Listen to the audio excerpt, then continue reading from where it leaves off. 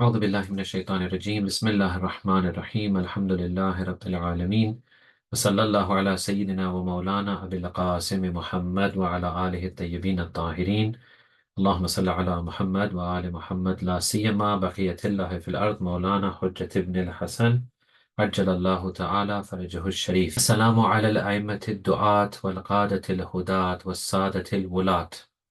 Today we are going to do 3 lines, and in each line there are 2 descriptions of the Aimmah alayhimus salam. Hence, we are going to discuss 6 descriptions altogether, and all of these descriptions are given in plural form. So please bear with us while we go through the 3 lines and how they all link up together. Inshallah, you'll see by the end of this session. The first line is this: Assalamu ala al-aimmati du'at. So this is now a new section. Every time you see as-salam, it's a new section. So here we are saying as-salamu ala al-a'immati du'at. Salam upon the a'immah who are du'at. A'immah is plural of imam. Imam means leader. Du'at is plural of da'i. Da'i is one who invites. He's the inviter. So here we are saying assalamu ala al-a'immati du'at. Peace be upon the imams we invite. So here we are drawing attention to the fact that we believe they are imams, similar to the prophets. They are an extension to the prophets who undertake the same tasks as the prophets with small differences, that they have a special and close link with Allah subhanahu wa ta'ala. They receive revelation, which is called wahy tabyini, the revelation which explains the laws of Allah subhanahu wa ta'ala, rather than tashri'i. We don't say imams received new laws or new Qur'an or new verses of the Qur'an. No, they received wahy tabyini, whatever was revealed to the Prophet, whatever is in the Qur'an, whatever is in the laws of Islam. The imams explained it further and shed more light on it. Both Anbiya, prophets, and Aimmah alayhimus imams are both ma'asum, and they both enjoy this unique, brilliant, amazing link with Allah subhanahu wa ta'ala. So here, just to expand it a bit more, we are saying that we say salams to you, O our imams, who have that special link with Allah and the higher realm. When you say you are du'at, you have that link with Allah and the higher realm. Let me explain further. We have already had actually a similar line before this, where we said assalamu ala du'ati ilallah. In that line, we mentioned that peace be upon those who invite towards Allah. Here it's a little bit different. Here there's a mention of a'immah, alal a'immati du'at, and we don't mention Allah here. Why is this? Well, Marhum Zia Abadi gives a possibility. He says because maybe this is to show that the imam doesn't just call to Allah in the traditional sense. Sometimes when we think of someone calling towards Allah, we may think of, oh, so they are going to explain things like namaz and hajj and dua and all these ibadats and worships. This line, it's a possibility, Agha Zia Abadi says, that it's explaining that Aimmah alayhimus call to everything that you can think of, all the things which are good, all the things that will lead humanity towards goodness, towards progress, towards growth. It could be things directly linked with Allah like namaz and fasting and hajj, etc. Or it could be those things that you do not traditionally associate with Allah, like economy, government, politics, society. Of course, all of this does go back to Allah, but sometimes we don't think of it like that. Then we have the different types of imams. You know, we don't have just one type of imam. Quran mentions we have different types of imam. We have imams of Ahlul Bayt, who are the proper, true, amazing imams. However, we have many leaders in society. Even in today's time, you can see the state of our leadership and our leaders throughout the world. We have many leaders, or those who claim to be leaders, but a true leader. And what makes our imams better than anyone else? How do you judge when a leader is good or bad? You look, what are they leading you to? What are they inviting you to? What are they calling you to? What are they leading you to? Quran makes reference to this. It says in 28:41, وَجَعَلْنَاهُمْ أَئِمَّةً يَدْعُونَ إِلَى النَّارِ, that there have been some leaders, and there are some leaders today who are يَدْعُونَ إِلَى النَّارِ, they invite to the fire. Yes, we have such leaders, unfortunately. Aimmah alayhimus salam, our Aimmah, they lead to what? They lead to Allah subhanahu wa ta'ala. They lead to growth, progression, success, and all of those positive things. Second line now. وَالْقَادَةِ الْهُدَاتِ. You are aimmat du'at. You are the Imams who call and invite. And you are qaadat al-hudaat. Qada is the plural of qa'id. Qa'id means leader. Hudaat is the plural of hadi. Hadi is someone who shows and explains the right path, the path of growth and success, or simply a guide. So here what we are saying is, peace be upon the leaders who guide. So you, O our Imams of Ahlul Bayt, you are leaders who know the road, you know the ins and outs, you know the ups and downs, you know the tricks and the dangers, you know the how to succeed. You lead people and you make them reach the destination. Previously in this Ziyarat, we had Qadatul Umam, that we said that you are the leaders of all communities. Here, Umam is not mentioned. There, in our discussion, we said Umam means all types of communities and groups. So in fact, every kind of creation of God is included. Here also, we don't have any restriction. We just say, you are the Qadatul Hudat. You are the leaders who are guides. So here, again, there's no restriction. So whom do they lead? What do they lead? They lead everything in this universe. The leader of it is our Imams, and is currently our Imam Zaman. So the leadership and guidance of everything is in their hands, including animals, plants, and everything you can think of is under their guidance. However, of course, by the permission of Allah subhanahu wa ta'ala. Look at this hadith. This is from Bihar. Bina athmaratil ashjar. The hadith says, it is because of us, the Ahlul Bayt, the Imams, athmaratil ashjar, that the trees bear fruits, wa ayna'atil thimar, and that the fruits become ripe, wajaratil anhar, and the rivers flow. So Aimmah alayhimus salam are really in charge of everything, and everything is under their command. Now, we say here that you are qadatil hudat. You are leaders who guide. Here, it is important that we note, absolutely it is possible that there are leaders out there who are not guides. They are, I don't know what they're doing. Maybe they're wasting our time. Maybe they are taking us in an opposite direction. In fact, it is possible and unfortunately highly likely to have a leader, a qa'id, who is himself misguided. We have lots of these, unfortunately. So here we are saying that Aimmah are definitely not in that category. They are Imams who are guided themselves and they guide others. Agha Javadi says there are a number of unique points about the leadership of Aimmah. The first thing is there is a close connection between the inviter and the invitation. So what do leaders invite to? They will invite you to that thing that they have a connection with.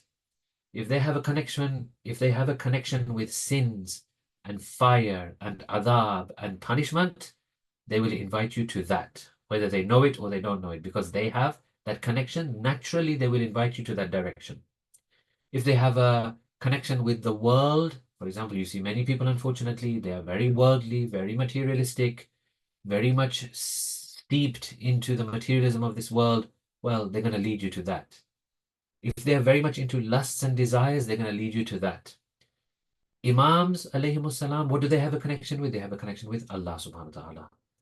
They are the manifestation of the names of Allah, and they are the perfect human beings created by Allah. Hence, their invitation is to what? It is to Allah, to perfection. They basically do the work of Allah and call to Him and His abode. Qur'an 10:25, Wallahu yad'u ila daris salam. Allah invites to the abode of peace. Wa yahdi man yasha'u ila siratim mustaqim. And He guides whomever He wishes to a straight path. This is what Aimmah alayhimus salam do, because they work on behalf of Allah. They are manifestation of Allah. They do the work of Allah subhanahu wa ta'ala. The other point that makes them unique is that they have insight. Many leaders may be well-intentioned, but they lack wisdom, they lack insight, unfortunately. Rasulullah says, Allah says in the Holy Quran to tell the Prophet to say the following: Qul, say, Hadihi sabili, this is my way. Ad'u ila Allah, I summon to Allah ala basiratin, with insight. Ana, I do this, wa man ittaba'ani, and whoever follows me. In other words, Aimmah alayhimus salam. So Imams are the inheritors of the Holy Prophet, and therefore they also call with insight and wisdom. Additionally, because they are also equals with the Holy Quran and they are paired with the Holy Quran and they will never be separate from the Holy Quran, they call in the same way that the Holy Quran calls, with strength and with that which is upright, aqwam, the best religion, the best worldview, and the best path. Inna hadha al-Quran yahdi lillati hiya aqwam. Indeed, this Quran guides to what is most upright. 17:9. Another unique point about our Imams is you'll see some leaders are behind and they push from the back and they send people forward. They themselves may not go forward, but they want other people to first go. Our Imams, no, they are at the front. They reach the destination first and then they call everyone to them. They are brave, they are courageous, they are at the front. They don't push from behind and let other people, for example, go first. They themselves first arrive. That is a true leader. They themselves first do what they are telling others to do, and then they invite us. Amirul Mu'mineen, King of Kings, His Majesty, His Highness. He says in Nahjul balagha Sermon 175, Ayyuhan Nas, O people, wallahi, by Allah I swear, ma ahuthukum, I do not tell you to do any kind of obedience unless I practice it before you, and I do not refrain you and restrain you from any disobedience unless I myself desist from it before you. And finally, the last line, wasadatil wulat.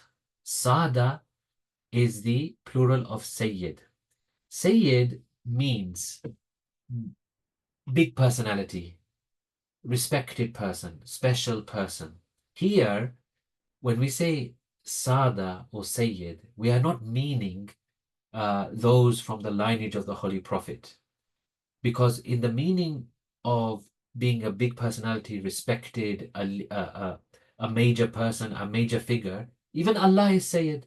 So we say, for example, in many du'as, Sayyidi wa Mawlaya, Sayyidi. So this is Allah subhanahu wa ta'ala as well. He is a Sayyid in this meaning. When we use it in the meaning of offspring of Rasulullah and Bibi Fatima, salamullahi alayha, it is because we are using that term because they have the honor of being linked with these great personalities. So Sada means plural of Sayyid. In other words, big personality, respected, special person. Wulat. Wulat is the plural of Wali. Wali means authority, guardian, commander. It is someone who has wilayat is a wali, and plural is wulat. So here let's talk about the different types of wilayat. Number one, you have wilayat takwini.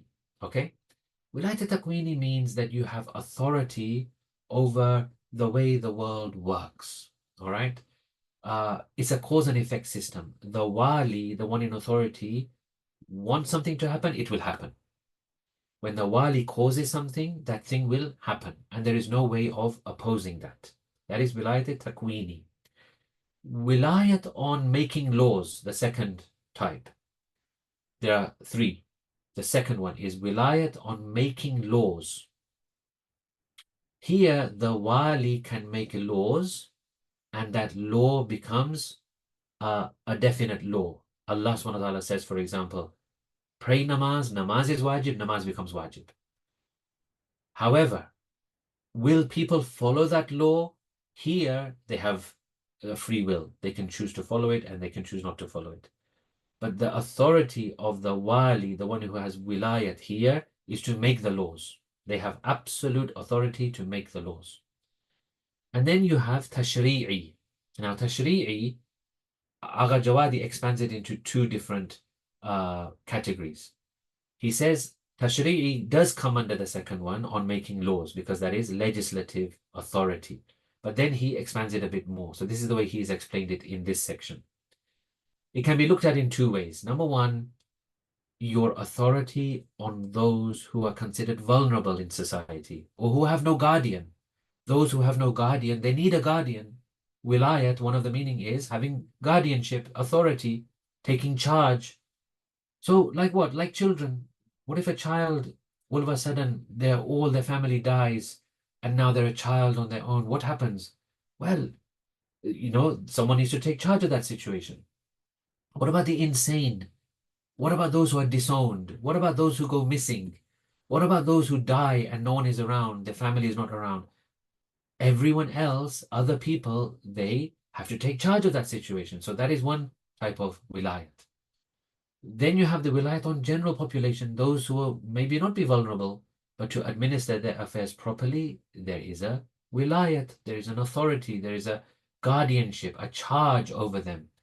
For example, when the Qur'an says in 33:6, "An-nabiyyu awla bil mu'minina min anfusihim," the Prophet has a greater right or a greater authority over the faithful than they have even over themselves. The Prophet is more in charge of you than you are yourself. You don't want to, for example, go and fight in the war. The Prophet says you have to go and fight. You have to go and fight. He has more authority over you than yourself. Now, Allah's wilayat. Allah has complete wilayat. The one who has innate authority over people is only Allah subhanahu wa ta'ala. Only Allah has that innate authority over people. He then chooses to grant it to other people. Who does he grant it to? He grants it first and foremost to the Holy Prophet Muhammad sallallahu alayhi wa sallam. He grants it to Imams alayhi wassalam. He grants it to a lesser degree to the faqih. Yes, a mujtahid, a marja.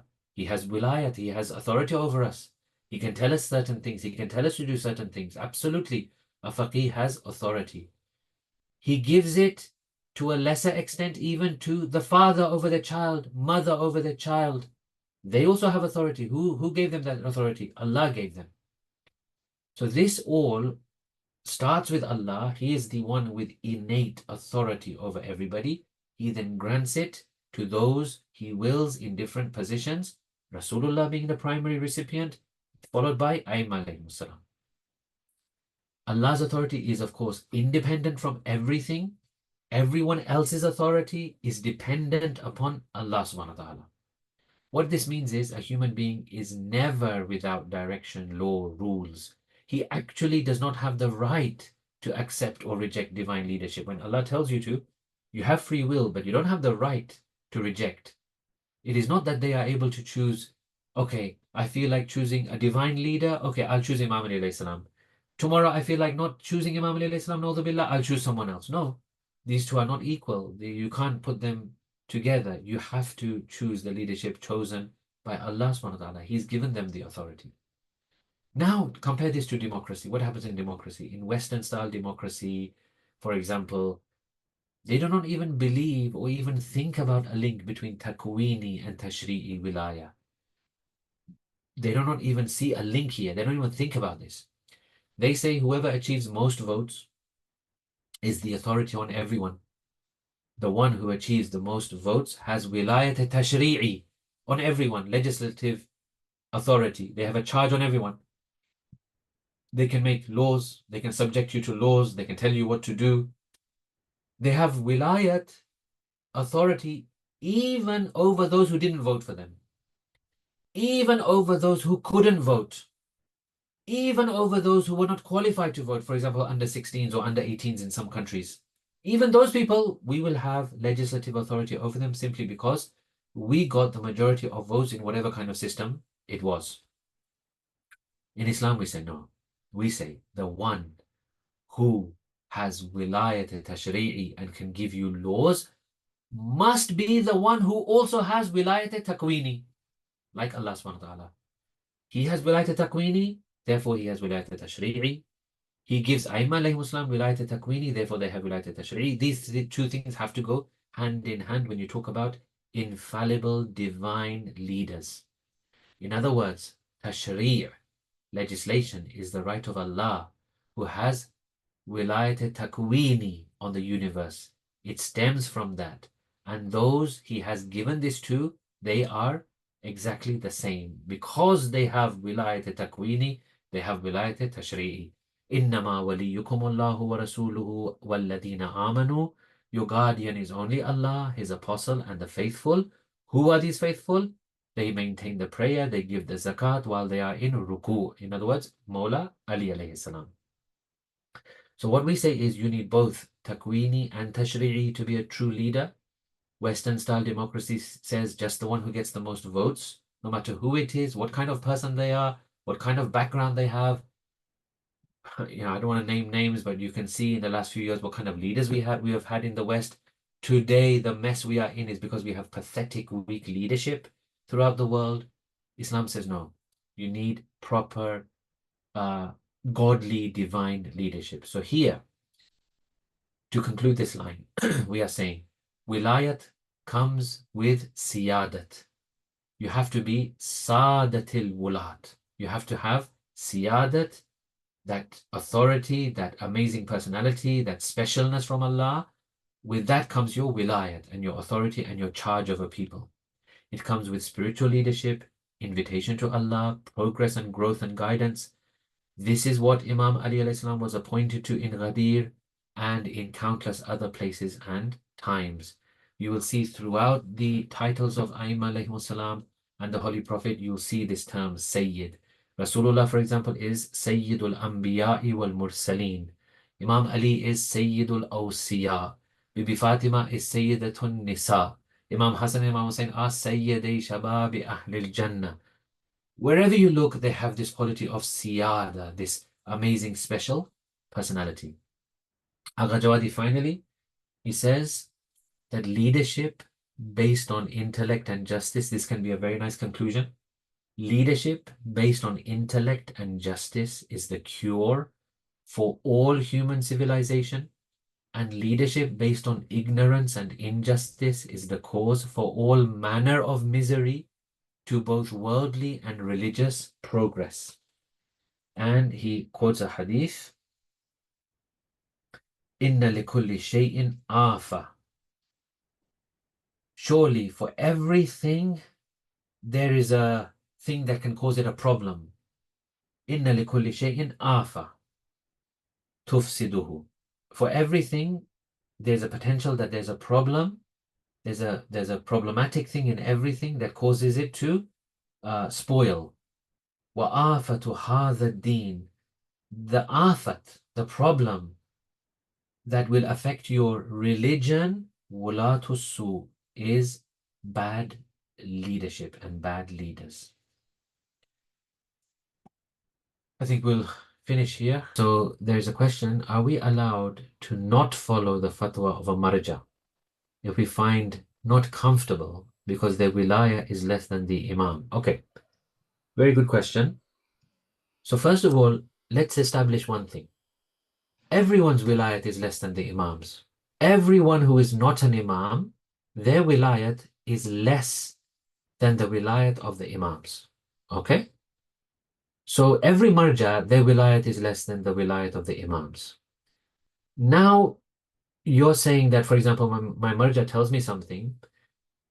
Do I have the right to oppose him because his wilayat is less than the wilayat of the imam? That question doesn't make sense. If Imam Zaman was here today, there would be no marjas.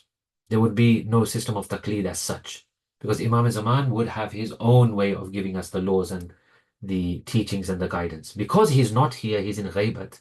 He has told us, refer to the scholars while I'm not in your midst, while I'm not there, while you can't have access to me, I want you to refer to the scholars.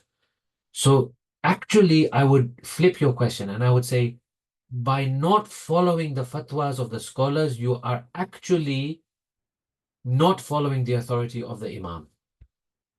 I hope you understood how I made that connection.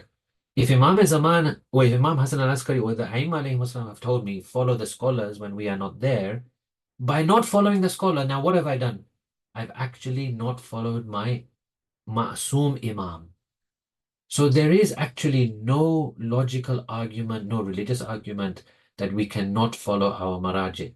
The only way you can follow not follow your marja is become a marja yourself. Bismillah.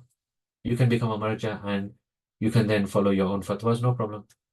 But no, other than that, we cannot choose not to follow because Imam Zaman has given us this system, and we believe that this is a system which is there. Whilst Imam is not with us, we have to follow this system, and therefore we follow it. So please, this kind of notion should be removed from the mind that we can ever say no to our marja or we can ever disobey the marja. It's like I say, for example, can I disobey my parent because their authority is less than Imam's authority? Imam has told me to obey my parents. Allah has told me to obey my parents. So it doesn't make sense. The question actually is not right. Now you have sent me a hadith regarding what we're saying, which is the one that follow your scholars in our absence. I wonder if you can just post that to the group, inshallah. Then whoever wants to look at that can look at it, and inshallah, that brings our session to an end. So that was our discussion on the 3 lines, which were Assalamu ala al-aimmat al-du'at wal qaadat al-hudaat was sadat al-wulat. Wassalamu alaikum wa rahmatullahi wa barakatuh.